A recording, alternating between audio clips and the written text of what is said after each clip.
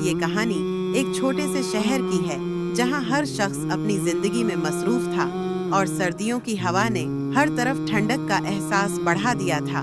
लोगों के हर घर में गर्म पानी के टब के साथ साथ गर्म खाना भी पकाया जाता था। दरमियान मोहब्बत और भाईचारा था, मगर कभी कभार जिंदगी की मसरूफियात में एक दूसरे की मदद करना भूल जाते थे। इस शहर में एक नौजवान लड़का खुबैब रहता था जो हमेशा दूसरों की मदद करने की कोशिश करता था। एक सर्द दिन खुबैब स्कूल से वापस आ रहा था कि उसने सड़क किनारे एक बूढ़ी औरत को खड़ा देखा।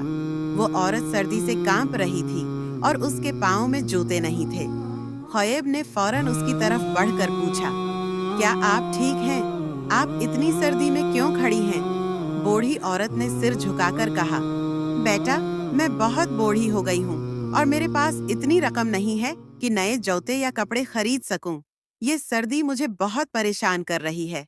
खुबैब ने फौरन अपने बैग से निकालकर अपनी खुद की गर्म जर्सी और एक जोड़ा जूते औरत को दिए और कहा, ये ले लीजिए, ये आपके लिए है।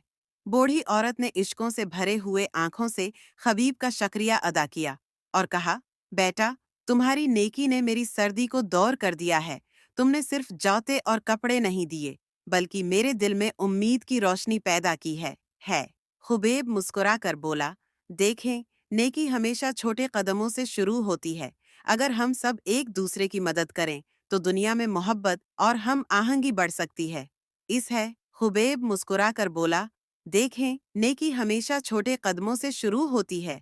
अगर हम सब एक दूसरे की मदद करें तो दुनिया में मोहब्बत और हम आहंगी बढ़ सकती है। खुबैब ने अपनी जिंदगी को दूसरों की खिदमत में गुजारने का अहद किया, क्योंकि वो जानता था कि नेकी के छोटे छोटे कदम बड़ा असर छोड़ते हैं और उनका असर हमेशा दिलों में रहता है। खत्म।